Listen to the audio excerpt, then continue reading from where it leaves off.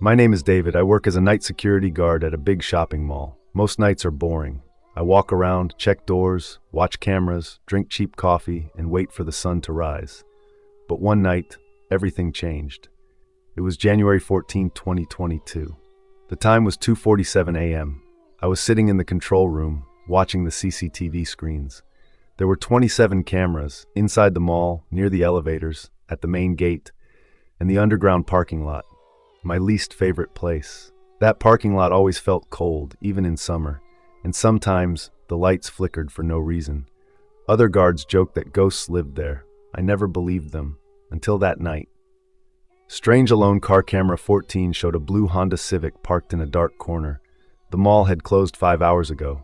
Nobody should be there. I zoomed the camera in. The engine was off. The lights were off. Everything looked normal. But then, the car shook, just a little, as if someone kicked the trunk from inside. I leaned closer to the screen. The car shook again, harder this time. I grabbed the radio. "Hello? Anyone in the parking lot?" Camera 14 shows movement. No reply. The other two security guards were on break outside. I was alone. I switched on the audio feed. A cracking, muffled sound came through, something like knocking. 3 knocks, coming from inside the car. Tock, tock, tock. My hands turned cold. I checked the car entry record. It was parked by a woman at 7:22 p.m. She left alone at 8:15 p.m. No one entered since. So who was knocking from inside now? A dark shape. Suddenly I saw something move on the footage. Behind the rear window, a shape, a head, a person. But the shape was too tall. It almost touched the roof from inside, and its neck was too long. Slowly the head turned, right toward the camera. I froze. There were no eyes, just black holes deeper than darkness. I whispered to myself, "This is not real. This is not real."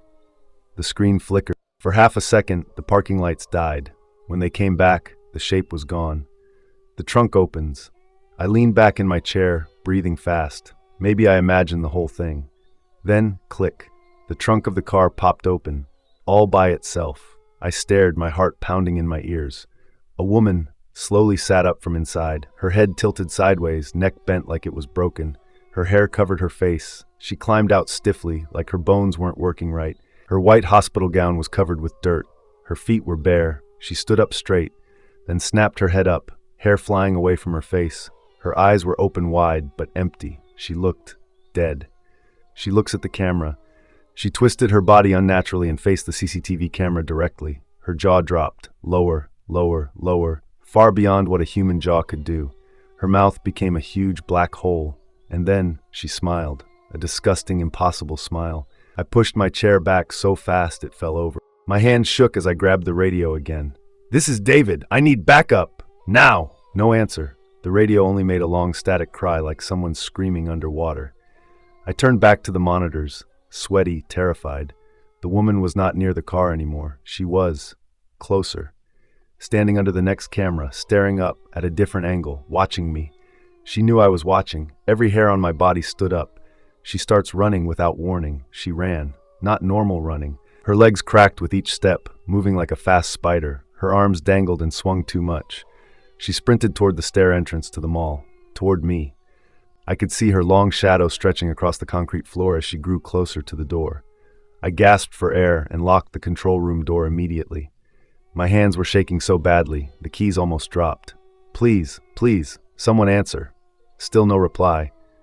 Footsteps, everything went silent. Then, tap, tap. Footsteps, fast ones, coming up the metal stairs. Bang! One loud hit on the door of the control room. I froze. Then again, bang, bang, bang. Louder, harder, as if she wanted to break through. I stepped back from the door, breathing fast, tears in my eyes. On the CCTV screens, she was gone. The cameras didn't show her anywhere, but she was right outside. Her nails scratched the door, slow and long. Shh! Her voice was just breath. "David!" My whole body went cold. How did she know my name? The scratching stopped. Silence. Cold, heavy silence. I stared at the door, terrified to even breathe. Then something even worse happened. She appears on the monitors again. One of the CCTV screens flickered, then showed the stairwell camera. She was standing perfectly still, only a few steps down from my floor. Her head was tilted, listening. She looked up at the camera. Her mouth stretched again, too wide, bones cracking. Then she lifted her hand slowly and pointed directly at me, like she could see through the lens, through the screen, through walls. Her fingers shook as she pointed. Then she started laughing, but not with sound. It was silent, yet I heard it inside my head. My heart beat like a hammer. She's coming, she's coming, she vanishes. The screen glitched. For a moment, she was gone from every camera. I checked each screen fast, parking lot, hallways, exits, nothing. But then camera 07 flickered. She was suddenly in camera 7, just a few meters outside the control room, standing in total darkness. Her shadow spread unnaturally long behind her, like a black river. I whispered, "God, help me." Her head jerked up. She charged again, faster than before. A white blur on the screen, broken limbs, twisted joints, impossible speed. She reaches the door, bang! The whole door shook like it was hit by a sledgehammer. Bang, bang, bang, bang! Metal bent inward. I fell to the floor, crawling backward, gasping like an animal. The handle rattled violently. Then, silence again. I thought for a second she left. Then I heard the security keypad beeping. She was trying codes. How, who, what, knows door codes. The beeping got faster. Wrong code, wrong code, wrong code. Then she stopped, slow breathing, right outside the door, like she was thinking. Then a sharp click. The keypad turned green. The lock opened. She knew the code. The door handle slowly began to turn. I did the only thing I could. I ran to the side exit door inside the room, the emergency escape route. My shaking hands pushed the bar and the door flew open. A loud alarm screamed through the building. I sprinted into the hallway, the lights flickering overhead. Behind me, the control room door opened. I didn't look back. I couldn't look back. I could hear her bare feet slapping the floor. Slap, slap, slap, fast, getting closer. I ran down the hall, breath burning my lungs. She was right behind me. Elevator or stairs. I reached the main lobby. Two choices. Elevator, too slow. Stairs, dark and narrow. I chose the stairs. Bad decision. As soon as I stepped onto the first stair, all the lights went out. Total darkness. I heard her breathing inches behind me. Her cold fingers touched my neck. I screamed and jumped down the stairs, rolling until I hit the ground floor. Pain shot through my legs, but I forced myself up and ran toward the main exit. The final camera. The front doors were still locked, huge chains across them. The front door camera stared at me from above. Camera 01. On the screen in the security room. This moment was being recorded. I pounded the glass. "Somebody help me!" Behind me, her footsteps stopped. I turned slowly. She was standing only 1 meter away. Her head twitched. Her lips peeled back. She whispered, "You should not have watched." Her hands stretched toward my face, fingers long and sharp like bone needles. Then crash! My coworker burst through the side entrance door, yelling my name. Light filled the lobby. The woman disappeared in the air, gone, like she never existed. I collapsed to the floor, shaking and crying. What the cameras showed later, I checked the footage with the police, but the CCTV video showed zero paranormal activity. No woman, no running, no attacks, no stairwell movement, nothing. The footage only showed me, running, screaming, hitting doors, talking to shadows, like someone completely insane. There was no record of the Honda car at all. The system had no entry log, no parking. I quit my job the next morning, but sometimes, when I sleep, I hear that voice again, breathing next to my bed. "You should not have watched." And before I open my eyes, I feel cold fingers on my neck, just like that night. The CCTV might not show her, but she is still here. My name is Alex. I work night shifts at St. Mary's Hospital as a security assistant. Many people think hospitals are safe, but late at night, hospitals are the closest place to the dead. We had CCTV cameras everywhere. Hallways, elevators, ICU, morgue, roof, mostly boring footage. But one night, camera 09 captured something that still haunts my life. The morgue hallway. It was 3:13 a.m., the quietest hour. Everyone says spirits roam during this time because living people are sleeping and the dead are not. Camera 09 looked down a long, cold hallway leading to the morgue. I saw a wheelchair in the middle of the hallway. That was strange. Wheelchairs stay locked in the storage area, never alone like that. I zoomed in. The wheelchair rolled forward a few inches. Nobody behind it, nobody in front. Then it rolled again, faster. My voice shook. "Is anyone there?" My radio stayed silent. The wheelchair stopped. Then it turned, facing the camera, like it knew I was watching. A door opens. The morgue door at the end of the hall suddenly swung open. A long, cold air blew through the hall. The wheelchair moved toward the morgue as if something invisible was pushing it, rolling slowly, closer, closer. Then it stopped right in front of the morgue door. The lights flickered, and the wheelchair flipped over violently, like someone kicked it. I jumped in my seat. This was no glitch, no human. Something angry was there. The woman in the hall. I switched to camera 10, the hallway near ICU. That's when I saw her. A woman in a hospital gown standing completely still outside the ICU door. Her hair covered her face, her feet were bare, her hands hung lifelessly next to her body. Patients were sleeping inside, no doctors or nurses nearby. She was just standing. I zoomed in. Her head slowly turned, her hair slid off her face, and I saw her eyes. White, entirely white, no pupils, no life. She stared at the camera, my heart skipped a beat. Then her jaw dropped open, wider than normal. Her mouth kept stretching. A silence. I whispered, "Please, no, not again." Her body twitched violently, like electricity was inside her bones. Then she vanished. Not walked away, not turned around. Vanished, like she blinked out of existence. She appears behind a nurse. Camera 11 flickered. A nurse was walking down the hallway, alone, checking clipboard notes. Suddenly, the woman appeared right behind the nurse. Her body twisted and bent, face inches from the nurse's neck, but the nurse didn't react. She couldn't see the thing behind her. I yelled into the radio, "Nurse in East Hall! Don't move! Don't move!" No reply. The white-eyed woman leaned closer to the nurse's ear, and I heard something through the audio feed. A soft whisper, "Help me." Her teeth scraped the nurse's skin, but the nurse walked right through her, like through smoke. The woman remained there, watching the nurse leave. Then her head snapped back toward the camera. She saw me again, and she smiled. She starts walking toward the cameras. Camera by camera, she got closer to the security room, one hallway at a time. I watched her on each screen. Camera 10, 40 meters away. Cameras 08, 30 meters. Cameras 05, 20 meters. Her steps were slow but steady, like she had all night to reach me. Her white hospital bracelet shined in the light. I zoomed on the bracelet. There was a name, Emily Ward, room 304, deceased. My blood turned to ice. She was one of our dead patients. A sheet covered her a few hours ago. She was sent to the morgue. So how was she walking? And why was she coming straight toward me? The morgue alarm suddenly, a loud alert. Morgue door open, unauthorized access. But I already saw the door open earlier. I switched back to camera 09. The morgue door was wide open now, and inside the morgue, cold storage doors, the ones where they keep bodies, were opening one by one. Metal doors slamming, clang, clang, clang, clang, clang. Each time one opened, a foggy cold mist poured out. I could see shapes moving inside the cold mist. Not one ghost, not two, many. This wasn't just one dead patient visiting. Something was waking up the others. My stomach twisted. She reaches the last camera, camera 02, right outside the security room, only 5 meters away now.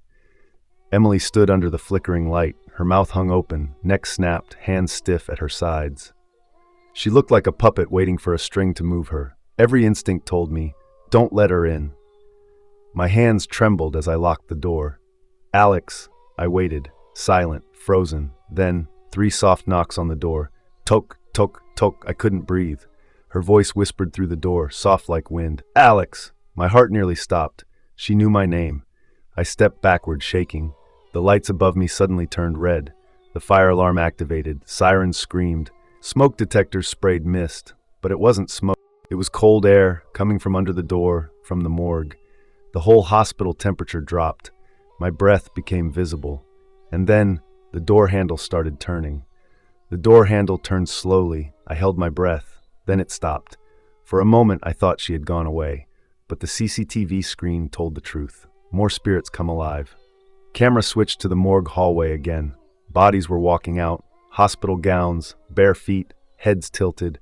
Some dragged their legs, some shook violently. Some crawled on all fours. Their bodies were broken, but their faces, their eyes were white and empty, like Emily. They moved together, not like humans, more like one mind controlling many corpses. I stared at the monitor in terror. This can't be real. My radio crackled. One nurse's voice yelled, "Security! Emergency! Something is happening on lower level!" Crash! Her scream cut off. I felt tears sliding down my face. We were not dealing with one ghost anymore. This was a hunger of the dead. Emily tries again. Camera 2 showed Emily outside the security room still, her face pressed against the small glass window, her mouth dragging open until her jaw snapped downward with a loud crack.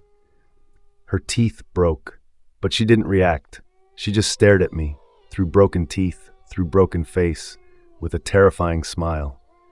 I stumbled back and fell. She raised her hand and knocked on the glass again. Toke, toke, blood dripped from her fingers. Then she whispered, "Come play, we're cold." I squeezed my eyes shut. "Wake up, please wake up. This can't be real." But it was. The security cameras show something impossible on cameras 09, the morgue. The bodies started running. Not walking, not crawling, running in unnatural broken ways. Spines twisted, necks cracked, bodies stumbling like spiders. Dozens of them. They sprinted toward the security floor. The hospital was becoming a graveyard stampede. My mind screamed, "Why aren't the alarms bringing help?" Then I saw something. A figure, bigger than all others, standing inside the morgue doorway. It had 4 arms stretching unnaturally long, its face covered by a sheet stitched into its skin. It pointed one of its long fingers toward the camera, toward me, and all the dead changed direction, racing toward the security room. The door almost breaks. Boom! Bodies slammed into the door. Boom, boom! The wall shook violently. The small glass window cracked. Emily's broken face still stared at me, her head twitching. Her voice came again. "Join us. You're already dead inside." My vision blurred with fear. I grabbed the emergency steel rod, a last defense weapon. The cameras showed the giant stitched creature walking now, slow, confident, like it knew nothing could stop it. The last camera switch. The screens flickered. Each hallway camera went black, one by one. 03 off, 08 off, 10 off, 11 off, dead screens. Until only one remained. Camera 02, right outside my door. Emily stood there, motionless. Then suddenly, hands covered the lens, bloody fingers clawing at the camera, scratching until the screen went black. Every monitor shut off. The only light now was a faint red exit sign blinking rhythmically. Dark, dark, red. The door opens, click. The lock released. The door slowly pushed inward, screeching, cold air spilling into the room. I backed into the corner. The door opened halfway, then fully, and nobody, just darkness. I waited. Silence. Maybe the nightmare stopped. Maybe I survived. Maybe a hand grabbed my ankle from under the desk. I screamed, kicking wildly. A nurse's corpse crawled out, jaws snapping. I smashed its skull with the steel rod, crying as blood splashed. More hands reached through the doorway. More faces. Dragging themselves inside, I slipped on the floor trying to escape. They grabbed my uniform, my legs, my neck. I thought it was the end. Saved. Or not. Suddenly, bright white lights filled the hallway. The rapid response team had arrived. Armed guards shot rubber bullets, tasers crackled, doctors screamed commands. The spirits disappeared instantly, like smoke blown away, except Emily. She stood at the end of the hallway, watching me, her head tilted, that smile. "You saw us, so we follow." Then she vanished. For real this time. Aftermath. Doctors treated me for shock. They said I had a mental breakdown. They claimed no ghosts, no dead bodies walking, no alarms triggered, no camera footage. Everything I described never happened. The CCTV logs were deleted. All screens showed empty hallways during the incident. No running bodies, no Emily, but I know what I saw. I quit the job, moved to another city, but the nightmares never left. Every night, I dream of that morgue door opening and I hear Emily whisper behind me, "Room 304, deceased." Sometimes when I wake up, my breath is cold, and I see handprints on my bedroom window, small, bloody handprints, like the dead are still trying to get in. My name is Ryan. Before the nightmare happened, I worked as a night guard at Hillridge Public School. It was a small school, only around 300 students during daytime. But at night, the school felt alive in the wrong way. Security cameras covered all hallways, classrooms, and the old basement that was closed 20 years ago. I worked alone from 8 p.m. to 6 a.m. Everyone told me, "This school is cursed. Strange things happen after midnight." I didn't believe them until the CCTV started showing them. The drawing on the board. It was 1:48 a.m. I was drinking tea, watching the monitors, when I noticed something strange on camera 04. A classroom blackboard had writing on it. but I knew the board was clean earlier. The camera's night vision showed rough chalk letters. Let us out. I froze. No teacher was working late. No kid would break into school at night. I zoomed in. The chalk piece on the tray rolled by itself, then lifted into the air and drew a child's face on the board. The face looked sad, crying. I whispered, "What is that?" The chalk suddenly snapped in half. The broken pieces dropped. The message changed. New letters appeared, slowly but clearly. We are still here. Footsteps in the empty hall. Camera 7 showed the hallway near that classroom. The motion sensor light turned on. Footsteps echoed. But the hallway was empty. The CCTV microphone picked up children's voices whispering, "He can see us. He can see." A child giggled, cold and wrong. I grabbed my flashlight and walked toward the classroom. My heartbeat felt like thunder in my ears. The classroom door. The classroom was dark. I opened the door slowly. Creak. The board was clean. No writing, nothing. Even the chalk was untouched, like the camera lied. But then the tiny chairs started moving by themselves. One chair slid forward, then another. Then all 25 chairs formed a perfect circle. Facing me, my flashlight flickered, and something stood in the middle of the chair circle. A child's shadow. Sal. Thin. Head down. I stepped back, shaking. The shadow slowly turned, but there was no child casting it. It looked at me without eyes, and then it ran toward me. The shadow tries to I staggered backward into the hallway. The door slammed shut by itself with a loud bang. Inside, small fists banged on the door, dozens of them. Like many children were trapped inside. Whispers filled the hall, "Help us." We never left. I dropped my flashlight, terrified. It rolled on the floor, lighting the ceiling, where I saw tiny handprints appear in a long line. Black, dripping handprints like ink or burnt skin, leading deeper into the school. I didn't want to follow, but the cameras forced me to. Old basement camera turns on. Camera 12, the basement. That camera was disabled. There was no power, but suddenly the black screen woke up, showing the basement door unlocked. Something was moving inside the basement hallway. Tiny figures. Children. But wrong. Their arms twisted at strange angles, heads hanging loosely, legs bending backward. They moved like broken dolls. One lifted her face toward the camera, her mouth stretched open, and she screamed silently. The basement light exploded, screen filled with static. The principal's ghost story. I ran back to the control room and locked the door. I remembered something the old principal once said. Years ago, a fire broke out in the basement classroom. A whole class died, their bodies never recovered. He told me the school rebuilt over the fire. Some people said the kids never left. The cameras flickered back on. The children are in the hallway. Now cameras 07, hallway view. One child stood under the light. A girl, hair burned on one side, skin scarred and peeling. She held a small teddy bear melted from fire heat. She looked directly into the lens, then tilted her head unnaturally far to the side. More children joined behind her.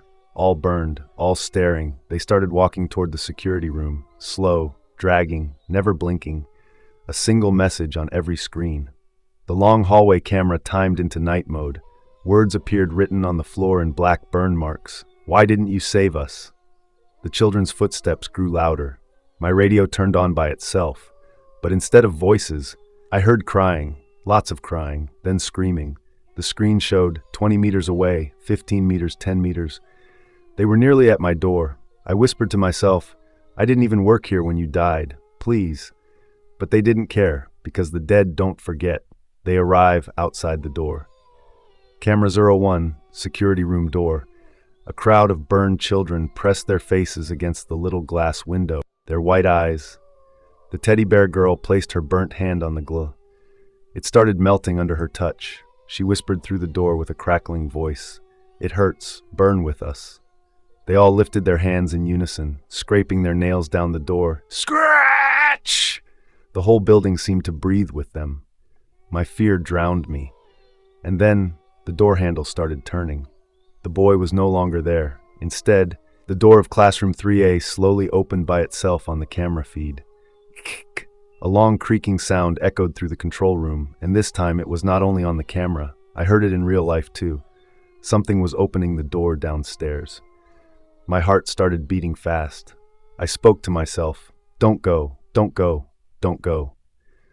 But my duty as a guard forced me to move. I grabbed my flashlight. My hands were shaking badly. The corridor of darkness, I walked downstairs. The corridor lights were flickering, like they were struggling to stay alive. Click, click, click. I pointed my flashlight ahead. The beam was not working properly, weak, like something was draining its power. I reached outside classroom 3A. The door was slightly open, but darkness inside was too thick to see anything. Suddenly, thump, thump, thump, footsteps, small, like a child, running deeper inside the room. "Hello," I whispered. No answer, just silence. Then a chair slid across the floor by itself. Screech. I stepped back instantly. The boy appears. A soft whisper echoed, "Sir, help me." The boy slowly stepped out of the dark classroom. This time I saw his face clearly. His eyes were fully black. No white part. Dead. Empty. He pointed his finger at the camera above us and said, "They are watching us." Suddenly every CCTV screen upstairs began glitching at once. I could hear the static noise echoing through the building. The boy turned his head unnaturally sideways. "Don't let her find me." "Her?" Before I could speak, the corridor lights went off completely. Pitch black. The woman in the shadows, I heard high heels walking slowly across the corridor tiles. "Talk, talk, talk." The boy grabbed my arm tightly. His skin was ice cold. "She came back. She needs a soul." Then, a tall woman's ghost appeared in front of us. White nurse uniform, long dark hair hiding her face. Every step she took made the temperature drop sharply. She pointed at the boy and spoke in a low, angry voice. "He escaped death, and you helped him." My legs froze. My voice disappeared. The boy hid behind me, crying silently. The woman raised her hand. My flashlight exploded, glass cutting my skin. I fell on the floor in pain. The boy screamed, "She will take you instead." A chase through the school. The woman rushed toward me. I didn't think. I ran like death was behind me, because it was. I sprinted up the stairs, into the library, breathing hard. Suddenly all bookshelves shook violently. Books fell everywhere. From behind the shelves, "You cannot save him." Her voice, it came from every... I crawled toward the exit, shaking. The lights flickered again. The boy appeared at the door, crying. "She's angry. Run now." I grabbed his hand and together we ran toward the security room. The final CCTV recording. We reached the control room. The monitors were glowing bright white. On the main screen, the woman ghost was standing right behind us. Her face was now visible. No eyes, just two dark holes. Blood dripping. She leaned close to the camera and smiled wide. Then, the entire CCTV system shut down. The boy disappears. I felt a small cold hand slip out of my grip. I turned. The boy was gone. Only a child's shoe remained on the floor. I collapsed on the chair, breathing heavily. The lights returned, normal like nothing happened. Morning shift arrived. I quit the job that same second. What they found later, police checked the cameras. The footage showed only me running through the school, talking to no one, screaming at empty air. The boy? The ghost woman? No sign. But one thing still remains on the footage. When I ran past classroom 3A, a tall shadow lady stood behind the door, smiling. They tried to remove that building's cameras, but every night at 3:27 a.m., all screens automatically show a child standing in the corridor, waving at the camera. I work as a night bus driver in the United States. Line number, bus 41 route from downtown to the city outskirts. Night shifts are usually quiet, except for a few late workers or drunk passengers. But one night, I picked up someone who didn't belong in this world. It was 2:50 a.m., the final ride. I parked at the last stop where the streetlights flickered weakly. The road was empty. No cars, no footsteps, not even stray dogs. I checked the camera screen above my wheel. 4 CCTV angles showing inside the bus. All seats were empty. I took a deep breath and prepared to leave. Then I saw something moving in the rear camera. A passenger sitting in the very last seat. The silent passenger. I turned around, confused. I didn't see anyone enter. I didn't hear footsteps. No ticket was bought. He was a man wearing a black coat and a hat covering his face. He sat perfectly still. I called out, "Sir, ticket please." No reply, just silence. His head slowly turned up toward the camera, but not toward me, like he knew the camera was watching him. A strange chill entered the bus. I shook it off and closed the doors. The ride began. A disturbing glitch. We moved through the long, empty road. Streetlights passed one by one. Every few minutes I checked the CCTV screen. The man did not move, not even a little. The bus was cold, too cold for one passenger. Then suddenly, the camera glitched for a second. Static lines. When it cleared, the man was 2 rows closer. But he never stood up. I never saw him walk. I slowed down immediately. I turned around. He was still in the last row. Like the camera had lied. The whisper. A soft voice came from behind. "Don't stop the bus." It was a whisper right behind my ear. But when I looked back, the man was still far from me. I forced myself to continue driving. I checked the mirror again. This time, the man's face was lifted. His skin was pale. His mouth was stretched into a horrifying wide smile, his eyes completely black. He raised his hand and pointed at me, panic rising. My hand started shaking on the steering wheel. I pressed the emergency intercom to speak. "Control! Control! I have a situation." No signal, just static. I looked up again. He was now standing in the aisle, staring at me. No footstep sound. He was just there. I slammed the brakes. Doors hissed open. I yelled, "Get out! Now!" But he didn't move. He tilted his head left, then right, bones cracking loudly. A terrifying rule. I remembered a rumor the older drivers told during breaks. If someone gets on the last bus without paying, they are not alive anymore. Never talk to them. Never look back too long, and never let them reach the driver. My heart froze. This was that thing. I closed the doors and hit the gas pedal fast. The bus sped through the highway, but the cameras kept switching on their own. Front camera, side camera, rear camera, then back to interior camera. He was walking closer, 1 row at a time, without moving his feet, just appearing. "He wants a ride to death." He whispered again, louder. "Next stop is yours." My throat felt dry. Something was very wrong here. I noticed his clothes were soaking wet, like he had drowned. Water dripped onto the floor, forming a trail from the back seat to the aisle. I realized he was not pointing at me earlier. He was pointing at the driver's seat. Because once he sits here, I become the final passenger. The city vanishes. The road outside changed. No buildings, no signs, no people, only endless darkness around. Streetlights began turning off behind us, one by one, like we were leaving the living world. The bus fuel meter suddenly dropped from half to empty, beeping loudly. I was running out of time. The camera flickered again. He was now 3 rows away from me, his smile growing wider, teeth sharp and long. He whispered with 2 voices together. "Almost there." His hand reaches out. He raised his arm, long, bony fingers, reaching for my shoulder. I closed my eyes tightly in fear, gripping the wheel. His cold breath touched my neck. It smelled like mud and rotten river water. I prayed silently. Then honk! A loud car horn behind us. The sound dragged me back to reality. The road was normal again. City lights visible in the distance. I hit the brakes hard. CCTV horror. I looked up at the CCTV monitor. The man was back in the last seat, sitting calmly, staring, smiling, water still dripping on the floor. At that moment, someone knocked on the bus door. I jumped. A police officer stood outside. "Sir, are you okay? Your bus has been empty the whole time." Empty? I turned around to look. The last row was empty. The man was gone. Only a giant wet stain remained.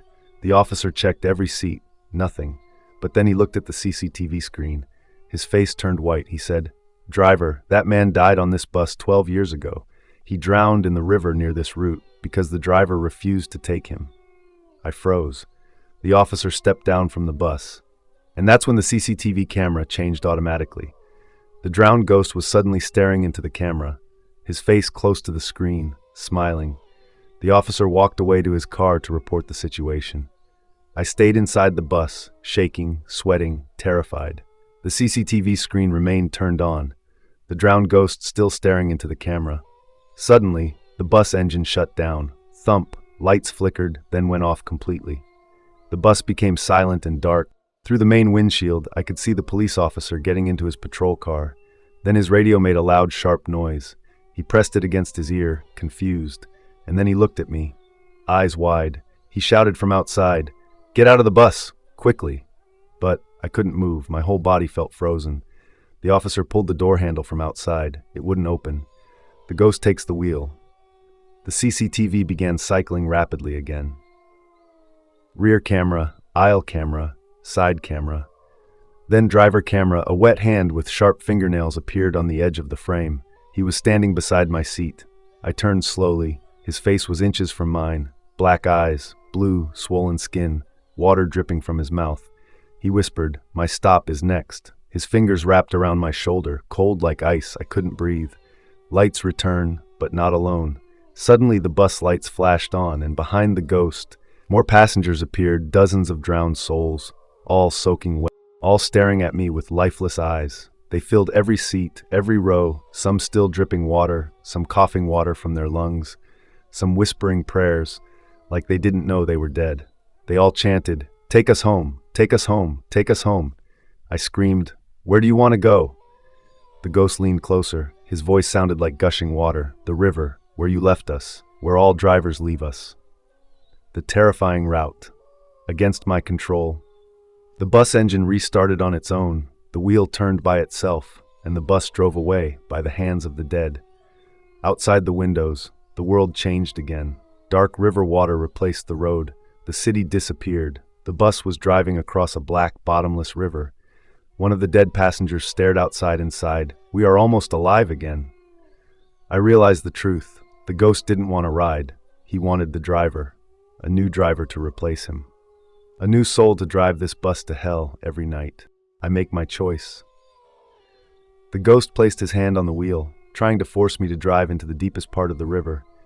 If the bus went underwater, I would drown with them. Then I would become the next ghost driver.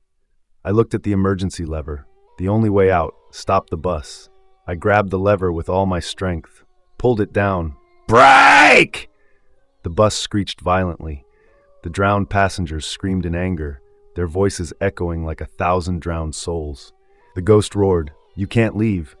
I threw myself toward the door, trying to escape. The last CCTV recording. The officer outside finally managed to open the door. I jumped out, rolling onto the road. The moment I touched the ground, the bus vanished. No lights, no sound, no ghost, just cold wind rushing past the empty road. The police officer grabbed me. "What did you see? Tell me." I was trembling, barely breathing. The only proof was still inside the CCTV system. Later, the police watched the footage, and what they saw terrified them. On camera, the drowned ghost was sitting in the driver's seat, driving the bus alone. My seat was empty. The bus was full of dead passengers, staring at the camera, smiling. The curse continues. I quit my job. I don't leave my house at night, but at 2:50 a.m. every night, I hear a bus stopping outside my home, the sound of doors opening, passengers coughing out water, and a whisper in the dark. "Next stop is yours." Sometimes when I look out the window, I can see Bus 41 parked outside, its headlights staring into my soul, waiting for me to finish the route.